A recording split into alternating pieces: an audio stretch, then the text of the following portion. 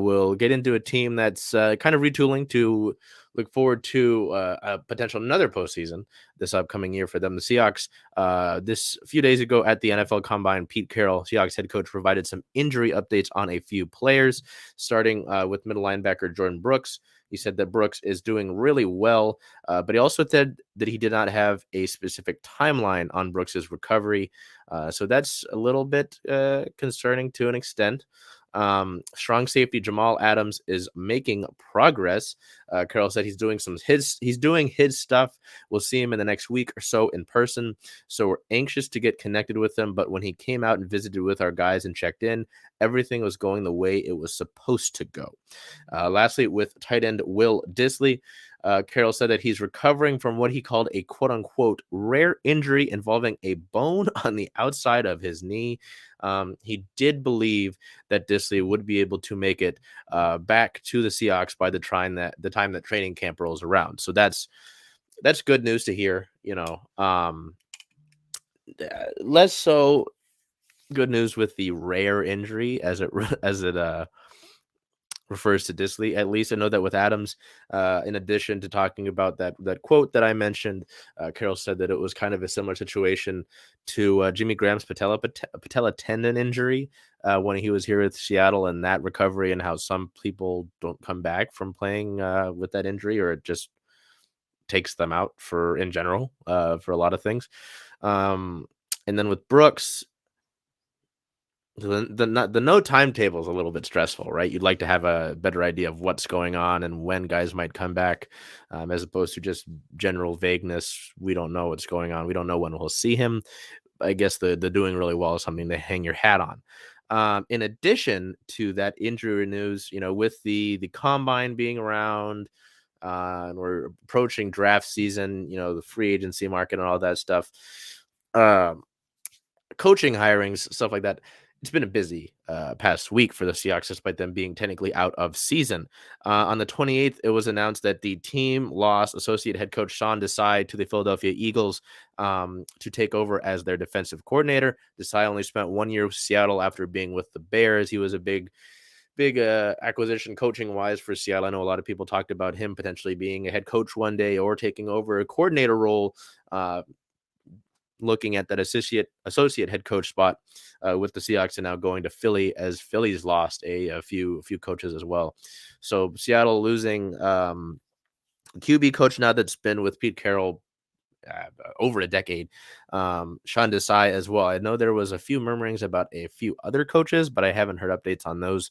Just Desai, and I believe it was, yeah. So that one's notable. Also, center Austin Blythe announced his retirement.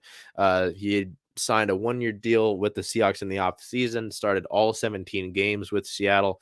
That one, this was the position of center was one that I looked at as one of need in the offseason for the Seahawks. They really haven't had a lockdown at the center position since you could consider Justin Britt, but even when Justin Britt was here, I had my issues with that. But going back to Max Unger, right, out of Oregon, spending his time here, then eventually traded to the Saints. So you haven't really been able to lock down that center role in a good amount of time. And I know that a lot of people wanted us to take Creed Humphrey. He ends up with the Chiefs. And, so I think that there's a nice man out of Minnesota named Michael Schmintz, who people have wanted. And I don't see why you can't go with him with one of your top picks in the first few rounds. So we'll keep an eye on that, but it is something that you'd like to obviously have addressed. And then you can see it in the little corner there. It's been rumored, we put out a post on it on our socials, but the team is reportedly keenly interested in bringing back middle linebacker Bobby Wagner. Wagner was signed to, I believe, a 5-year deal with the Rams last offseason when Seattle had cut him. And both the team of the Rams and Bobby Wagner decided to mutually part. And now he will, I believe, at the beginning of the new league year on the 12th, he will become a free agent. So I think because of something that those two sides did. He can actually talk to anybody right now. Um, so I don't know. That's a big deal. I mean, I don't think Bobby Wagner should have been cut in the first place. Everything around that, whether it be him not being talked to prior to his release, or just how that all went down, not asking him to take a pay cut if it was a money thing. You talked about retooling and not rebuilding, and you cut Bobby Wagner. If you're not rebuilding, why are you cutting Bobby Wagner? So with the way that the linebacker position went last year, I think it's a no-brainer to bring back Bobby Wagner. Anybody that's opposed to this thing, I'd like to know why. And if it's a money thing, that can be figured out. I don't exactly think that Bobby needs to get paid. I know he represents himself. But that, and I mean, the production side of things, the leadership side of things, I don't see why you wouldn't want Bobby Wagner back. So if you've got a disagreement, please feel free to let me know. We can have a civil conversation about it. But I think it's personally a no-brainer. And then I talked about losing some coaches. Desai, leaving the assistant head coach role. The team on the 4th of March hired a new assistant coach. Former Michigan State pass rush coach Brandon Jordan will be joining Seattle in a similar role. Jordan had just begun to make an impact with the Spartans, where his reputation as a private trainer for some of the NFL's best sack artists had preceded him.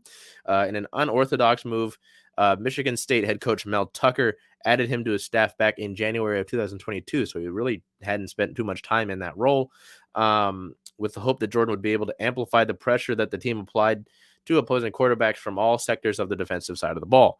Tucker had also hoped that Jordan would help the Spartans make inroads on the recruiting trail after he had become known for tutoring stars like Von Miller, Jadeveon Clowney, TJ Watt, amongst a few others. So sounds like Jordan's got a nice little pass rush. Sorry, this thing with the focus here. I'm terrible at these things. That should help pass rush wise, with some of these guys. You got some of the younger pass rushers. Hopefully maybe get LJ Collier sparked. You got Boye Mafe.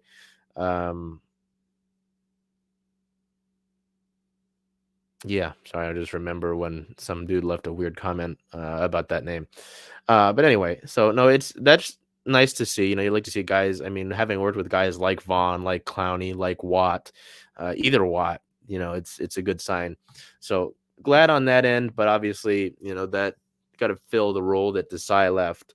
I know that when the quarterback coach role opened, Greg Olson, not the tight end, former NFL tight end, now analyst Greg Olson, but a different person named Greg Olson was hired to actually fill that role. So that role is filled. But the associate head coach role, I got to see how that goes. So that's it for our Seahawks side of things this week.